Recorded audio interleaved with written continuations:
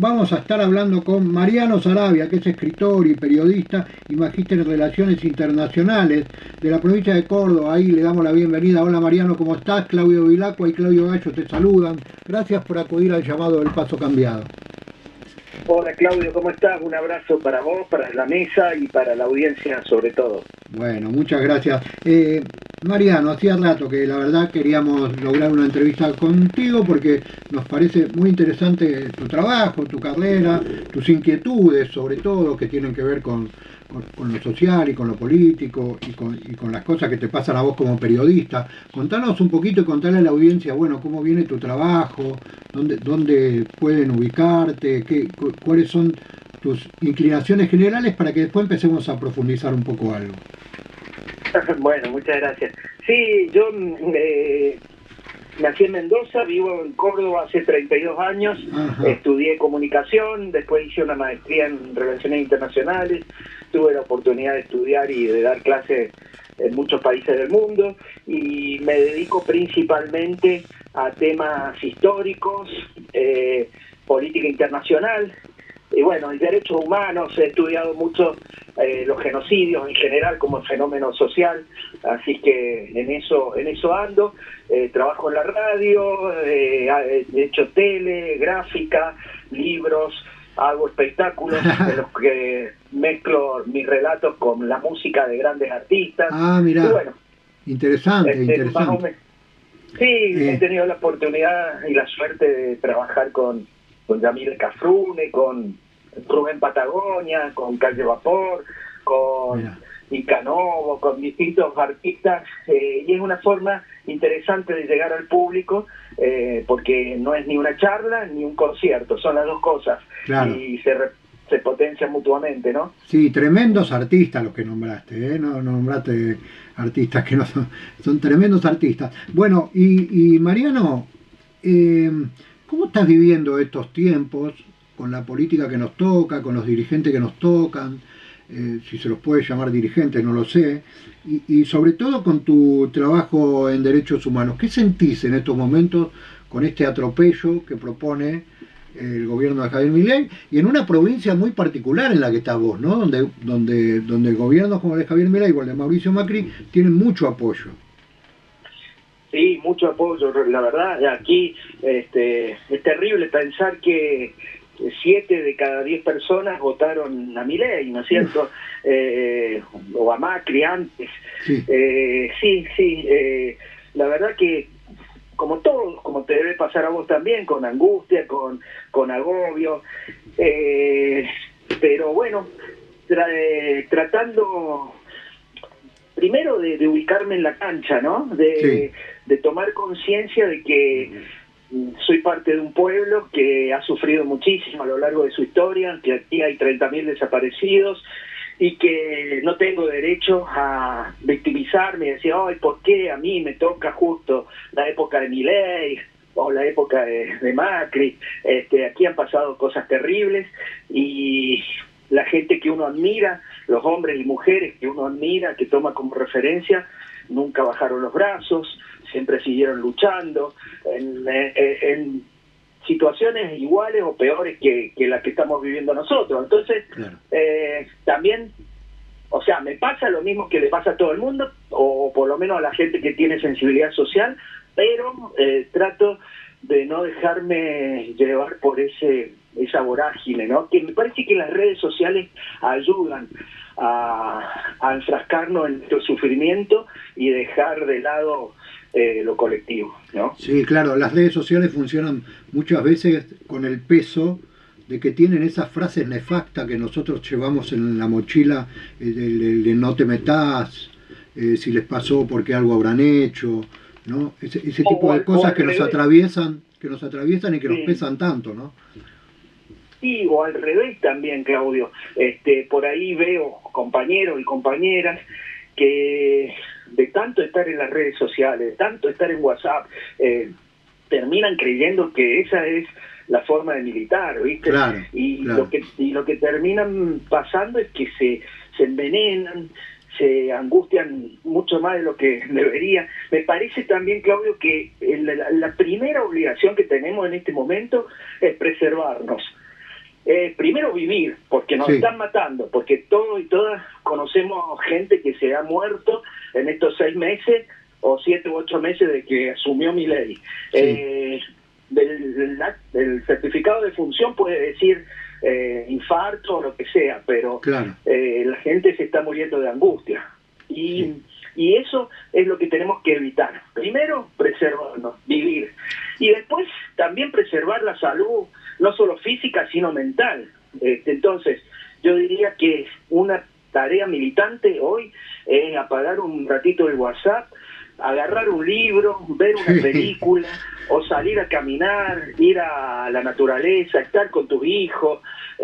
No significa que no nos enteremos de lo que está pasando, pero parar un poco con la locura, ¿no? Sí, no entrar en esa vorágine de la repetición y de pensar que estamos haciendo bien porque repetimos algo que nos llega desde otro lado y no tenemos claro muy bien de qué pasa, pero como levantamos esa bandera y la repetimos, entramos y nos corre del eje central, ¿no? Sí, totalmente. Es importantísimo lo que está diciendo Mariano, porque normalmente en las entrevistas, en las notas, pasa esto de lo mismo que pasa en las redes, ¿no? Uno se contagia de ciertas energías o de ciertas cosas y a veces se pierde la visión real. Y esto que estás diciendo vos, para todos los oyentes y para todas las oyentes del Paso Cambiado, para nosotros mismos, es importantísimo. Preservarnos, parar la pelota, fijarnos bien, es buenísimo. Tratar de ver en perspectiva, Claudio, ¿viste? Como una obra de arte que vos te alejás un poquito del cuadro para poder verlo en perspectiva. Y lo mismo pasa con la realidad. Si yo estoy todo el tiempo, 8 o 9 horas por día, tuiteando y retuiteando la última barbaridad que dijo Adorni o que dijo Milei o qué sé yo, sinceramente no es productivo. Me parece que también tenemos que tener estrategia, tanto en lo personal como en lo colectivo, ¿no? Sí, claro. Bien. Vos te escribiste libros, ¿no? Sí, tenés libros publicados, digamos. Sí. Y la Tengo gente, 14 libros. Mirá, yo te digo, vos escribiste el libro, tenés 14. Casi nada. Mariano, ¿cómo hace la gente para obtener tus escritos, conocerte, digamos, no conocerte más porque quiera, digamos, pero bueno, a partir de la inquietud, digo, bueno, quiero un libro de Mariano. ¿Cómo hace? No, lo más fácil es que me busquen en las redes sociales, en Facebook sobre todo, Mariano Saravia Periodista, que yo lo uso un poquito como medio de comunicación, con todas estas salvedades que hicimos recién, me escriba y yo se los mando sin ningún problema, digital, por suerte. Mis libros están agotados, pero por ahí a lo mejor en Mercado Libre o en las librerías usadas de libros usados se puede conseguir. Y si no, se lo puedo mandar gratis sin ningún problema en formato digital. Yo sé que no es lo mismo, pero bueno, es lo que hay. Bueno, no, pero es importante en estos tiempos que la gente pueda tener acceso a eso. Hay gente que le gusta leer por la computadora, a otros no le queda otra, lo tiene que hacer, y otro, bueno, el que pueda hacérselo imprimir y demás, está buenísimo. Mariano, está Claudio Gallo al lado mío, que es el compañero de trabajo acá, un investigador muy interesante, y quiere charlar un ratito contigo. Sí, gracias, Claudio. Hola Claudio. Mariano, ¿cómo andás? Muy bien, gracias. Mariano, hay algo que está dando vuelta sobre todo desde hace 8 meses, desde la asunción de Javier Milei como presidente, y es el tema de la famosa batalla cultural. ¿Hay un cambio cultural en la Argentina? Sí, me parece que en Argentina y en el mundo, Claudio, hay un cambio cultural y civilizatorio. Esto lo dice Milei como si lo hubiera inventado, pero lo venía diciendo Fidel, lo viene diciendo desde hace muchísimo tiempo, la batalla de ideas, decía Fidel, ya que ustedes lo recordaban recién con la canción de Carlos Puebla. Sí, pero sobre todo en los últimos años a mí me parece que hay relacionado también con lo que decíamos recién de las redes, hay como una cultura WhatsApp que te imponen que todo tiene que ser rápido, todo tiene que ser simple, todo tiene que ser inmediato, todo tiene que ser concreto, todo tiene que ser fácil y termina siendo vacío, ¿no?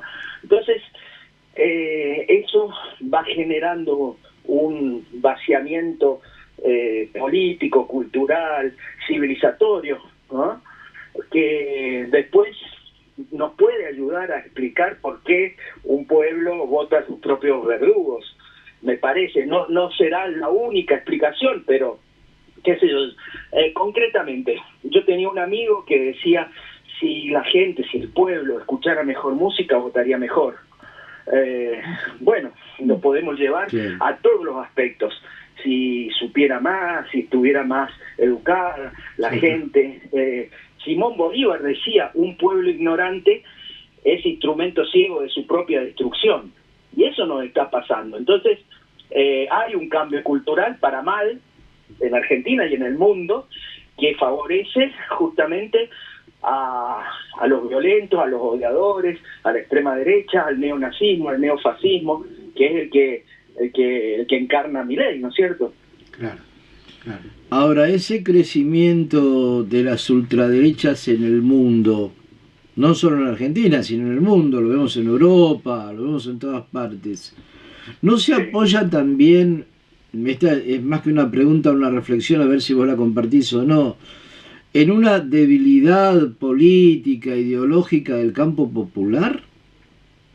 Sí, totalmente, absolutamente de acuerdo, sí, porque digamos, no hemos aprendido nada de la historia. La extrema derecha, el nazismo y primero el fascismo, que surge en Italia en la década del 20 con Mussolini, y a partir del fascismo, el nazismo alemán, surgen a partir de grandes crisis civilizatorias y económicas.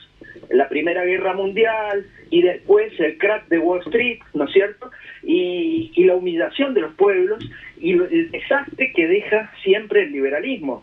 Entonces, hoy está pasando algo parecido. A partir del desastre que deja el neoliberalismo, el desastre de desocupación, destrucción del aparato productivo, etcétera, etcétera, surge estas teorías descabelladas que por un lado buscan chivos expiatorios. No sé, Milei, por ejemplo, ve zurdos y socialistas por todos lados.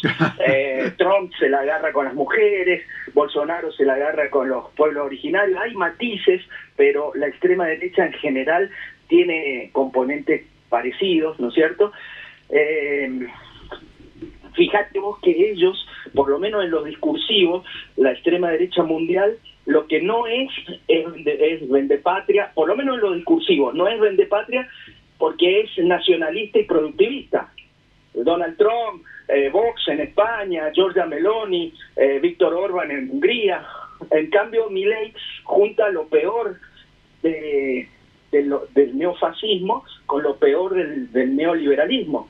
Pero tenés razón vos de que dentro del caldo de cultivo que se produjo para poder darle lugar a un Milei, tenemos mucho que discutir y que analizar, y muchas culpas del supuesto progresismo, ¿no es cierto? Claro. O de la centroizquierda descafeinada, que en realidad aplicó neoliberalismo con algún barniz. Decime una cosa, Mariano, ¿ha muerto el socialismo? ¿Está agonizando? ¿Resucitará? ¿Vos cómo lo ves ese tema? ¿O hay que inventar otra cosa? Yo tuve la oportunidad en el 2011 de estar bastante con Evo Morales, y él me decía, tenemos que inventar otra cosa, tiene que haber una teoría política nueva, y tiene que surgir de acá. Me parece, Claudio, que el socialismo, con todo lo bueno que tiene, que sigue teniendo, no creo que haya muerto, me parece que sigue teniendo cosas muy buenas, pero puede ser superado por una síntesis que nos interpele mejor a los latinoamericanos. Me parece que a esta altura del partido, en pleno siglo XXI, con todo lo que está pasando a nivel medioambiental, con la tierra, con la gente que se está envenenando, etcétera, etcétera, ya no podemos seguir ninguneando esos temas, ¿no? Como por ejemplo también los pueblos originarios. El socialismo, repito, con todo lo bueno que tiene, yo soy socialista, pero no dejó nunca de ser eurocéntrico, igual que el liberalismo. Entonces, no sé, buscar algo nuevo. Mariatti lo intentó en el Perú, otros pensadores lo han intentado, pero vos no le podés, me parece que vos no podés seguir con el discurso de producción ilimitada y consumo ilimitado, ya sea de izquierda o de derecha. Una cosa que nos faltó en los procesos progresistas de los últimos 20 años en Latinoamérica fue cambiar el chip, cambiar la cabeza, porque le pusimos, los gobiernos progresistas le pusieron plata en el bolsillo a la gente, eso era muy necesario, era justo, pero después la gente empezó a pensar con cabeza burguesa. Entonces hay que inventar algo nuevo, como decís vos. Perdón, ahora seguimos, Claudio Gallo te sigue preguntando, pero yo a raíz de esto que están hablando ustedes, pienso un pensamiento en voz alta y a ver qué opinás vos, Mariano, qué opina Claudio también. Digo, esto que decías vos, ¿no? De ponerle plata en el bolsillo a la gente para de alguna manera beneficiar lo que es justo o reconocer, pero también hubo un trabajo que yo no puedo dejar de ver, que yo no sé si es intencionado o no, y por eso lo pregunto. En los gobiernos progresistas también hubo un trabajo de no apostar, a pesar de que lo mostraron como que sí, a la educación pública, a la salud pública, porque siempre fueron migajas las que dejaron y no realmente lo tomaron como una política de Estado, ¿no? Por eso hoy está tan ninguneado todo. Pero yo no puedo dejar de ver eso, como que el progresismo, de algún modo, también jugó para este capitalismo feroz que hoy vivimos, o para el neoliberalismo, o para lo que sea. Porque nunca rompió, en realidad, con esas redes yanquis, ni nunca rompió, se pusieron como enemigos, pero nada más que eso. Bueno, yo no puedo dejar de ver eso. Exactamente, sí, totalmente de acuerdo, Claudio. Por ejemplo, yo, en mi vida, el mejor gobierno que vi fue el kirchnerismo, no lo dudo, pero eso no me impide tener muchas críticas. Y yo al kirchnerismo le critico, por ejemplo, esto que estás diciendo vos, por ejemplo, en educación.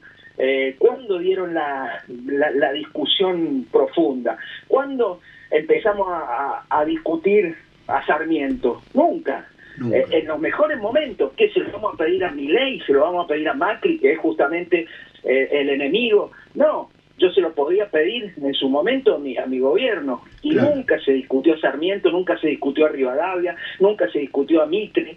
Entonces, si no empezamos a hablar temas de cuándo se planteó la posibilidad de una reforma constitucional o una asamblea constituyente que realmente reconozca que la Argentina también debe ser un país o un Estado plurinacional. Nunca. Claro. Es como que se le tuvo miedo a las discusiones profundas y al pueblo. Siempre fue un Estado o un gobierno dándole cosas muy buenas, muchos adelantos, muchos avances en derechos sociales, pero se tuvo miedo a una democracia más directa, ¿no? y participativa. Claro. A mí me da la impresión, Mariano, tratando de agregar un poquito a lo que vos decís, que estos debates profundos no los ha dado nadie en la República Argentina. No solo los gobiernos, sino tampoco el campo popular, ni el campo nacional popular, ni la izquierda, ni nadie. O sea, hay como una superficialidad en los debates, como una banalización de los debates en donde lo que se discute termina en consignismo, ¿no? Yo pienso tal cosa y vos pensás tal otra, pero en realidad no profundizamos en nada. ¿Vos cómo lo ves? Exactamente. Sí, absolutamente. Sí. Y además, esto que decíamos recién, terminamos enfrascándonos cada uno en su lucha, lo cual está muy bien, ¿no es cierto? Pero en general eso también es favorecer o es funcional al enemigo, al opresor. Rodolfo Walsh decía, las clases dominantes argentinas han querido siempre que el pueblo no tenga historia. Entonces, no vemos, volvemos a lo mismo, no vemos en perspectiva, no tenemos héroes ni mártires, no aprendemos de los errores, creemos que cada lucha está empezando de nuevo, todo el tiempo de cero, y eso es mentira. Nosotros tenemos en quienes aferrarnos y en quienes basarnos, que son nuestros mayores, los que estuvieron antes, pero si nosotros pensamos que todo lo tenemos que construir de cero, que la resistencia a Milei o al que sea, tenemos que hacerla de cero, y bueno, nos parece una tarea ciclópea, no vamos a poder, todo está mal, y bueno, termina ganando el opresor. Pero digo, incluso los militantes, las militantes feministas están con su cosa, los militantes de los familiares de los desaparecidos en su drama, los armenios en su drama, los judíos en su drama, los pueblos originarios en su drama, y cada uno separado. Entonces se nos hace más difícil. Me parece que como decís vos, hay que empezar a discutir todo en todos lados y a participar, porque nos han metido en la cabeza el individualismo, participar del centro vecinal, de la radio, del centro de estudiantes, del club de fútbol. Creo que la cultura va a aportar mucho en la política que viene. Te cambio un poquito de canal, Mariano. Bueno, como todos sabemos, hay una guerra entre Ucrania y Rusia, entre la OTAN y Rusia, y hay un genocidio en la Franja de Gaza, entre otras cosas. Hay una lucha por un cambio de la matriz económica en el mundo, más allá o más acá, o involucrando a la guerra interimperialista. Es decir, ¿existe la conciencia de que el mundo va hacia nuevas formas productivas o es más de lo mismo? Un poco y un poco, me parece. No creo que sea nada demasiado nuevo, ¿no? Nada demasiado diferente al capitalismo, por ahora no se ve, pero sí antiimperialista, que ya es un paso, ¿no? No es lo mismo todo. Entonces, lo que estamos viendo es un corrimiento del eje del poder mundial hacia Eurasia, ¿no? Los países que realmente son importantes en este momento son los del BRICS. Europa está en una decadencia terminal y Estados Unidos ha empezado una decadencia también importante. Entonces, bueno, no es que China o Rusia o India sean muy distintos, también son capitalistas, pero son antiimperialistas y buscan otra relación más multilateral, y eso beneficia a los países chicos, ¿no? Y beneficia a todos los pueblos en general, y puede hacer un mundo un poco menos peligroso. Entonces, yo soy un poco optimista, moderadamente optimista en el mundo que viene. Desde ese punto de vista, que Rusia ganara la guerra en Ucrania sería algo progresista para vos. Sí, por supuesto.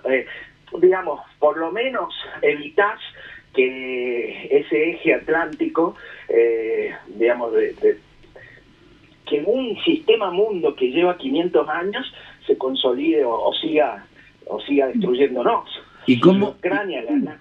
Sí. Y perdóname, ¿y cómo ves la evolución de esa guerra a la luz de que ahora los ucranianos están haciéndose fuertes en la frontera con Rusia, ¿no? Ya dentro del territorio ruso? Sí, pero eso me parece que es un manotazo de ahogado. Yo te iba a decir lo mismo. Me parece que es un último recurso que están gastando los ucranianos, pobres, no Zelensky, sino la gente, el pueblo ucraniano, porque se está desangrando. Y esto sí, me sorprende que ya hace un par de semanas que están dentro de la región de Kursk y están ahí, pero le está costando mucho en hombres, mucho en tanques, en armamento, y me parece que es el inicio del final. Por supuesto, uno no puede predecir, por ahí me equivoco, pero yo creo que es indefectible la victoria rusa, digamos. Ahora no se puede, sí. Perdóname, más allá de la cuestión bélica, más allá de quién gana o quién pierde la guerra, cada vez que una de las partes tira un cohete hacia donde sea, son 250 a 300 millones de dólares, ¿no? Cada vez que un cohetecito de eso vuela un tanque o un auto o lo que sea. ¿Quién paga esa factura? ¿No la estamos pagando nosotros también? Por supuesto, nosotros y los pueblos en general, los pueblos involucrados, pero también nosotros. Nosotros, digamos, porque tenemos un gobierno como el que tenemos, porque en realidad ante una guerra que afecta a dos países productores de trigo, Argentina se debería ver beneficiada, ¿no? Pero bueno, obviamente, si vos tenés un gobierno que impone la libertad individual por sobre el bien común, no, digamos, le permite a los productores de trigo, digo, del trigo por poner un ejemplo, ¿no? Les permite que vendan el pan dentro de la Argentina a un precio que les compense la falta de exportaciones. Entonces, bueno, lo terminan pagando los pueblos en general. Por eso China no quiere guerras, ¿no? La primera preocupación de China es que haya paz para seguir progresando y para seguir mejorándole la vida a su gente. Pero bueno, Rusia no tenía otra alternativa. La alternativa a esta guerra era arrodillarse frente a Occidente y frente a la OTAN, que le pusieran misiles en Ucrania que en 4 minutos podían estar en Moscú. Entonces ahí sí realmente estábamos al borde de una guerra nuclear. ¿Y hoy no? ¿Hoy cómo ves esa posibilidad? Hoy me parece más lejana. Digamos, paradójicamente, durante el siglo XX, las dos superpotencias, cuando existía la Unión Soviética y Estados Unidos, nunca se enfrentaron directamente por el miedo que tenían una de otra, ¿no? Por la conciencia de la autodestrucción. Entonces, paradójicamente, cuando hay correlación de fuerzas, aunque sea por el terror, aunque sea por el espanto, se garantiza una cierta paz. Si había mucha superioridad de Estados Unidos o de la OTAN frente a Rusia, ahí sí la guerra iba a ser inevitable, una guerra nuclear, ¿no? Hoy me parece que Rusia se ha hecho valer y está un poco más lejos. Vos fijate que Estados Unidos en otro momento hubiera intentado invadir Venezuela. Hoy no lo hace, justamente porque no puede abrir tantos frentes. Claro. Mariano, muchísimas gracias por estos minutos que nos diste. La verdad que fue esclarecedor para nosotros en muchos aspectos y creo que para los oyentes y las oyentes también, conocerte, saber que estamos en una disputa y en una pelea diaria que de nuestro frente tenemos que hacer. Estas son nuestras trincheras y bueno, estos micrófonos siempre van a estar abiertos para vos, para lo que necesites, y a partir de ahora hacer un intercambio contigo para discutir estas cosas, ¿no? Y debatir y tomar conciencia sobre las cosas que nos pasan, que no son casuales. Nada es casual. Nada es casual. Bueno, Claudio, muchísimas gracias a vos, te felicito por el programa y a disposición siempre. Bueno, un abrazo grande. Gracias. Estuvimos hablando con Mariano Saravia, que es escritor y periodista, magíster en Relaciones Internacionales.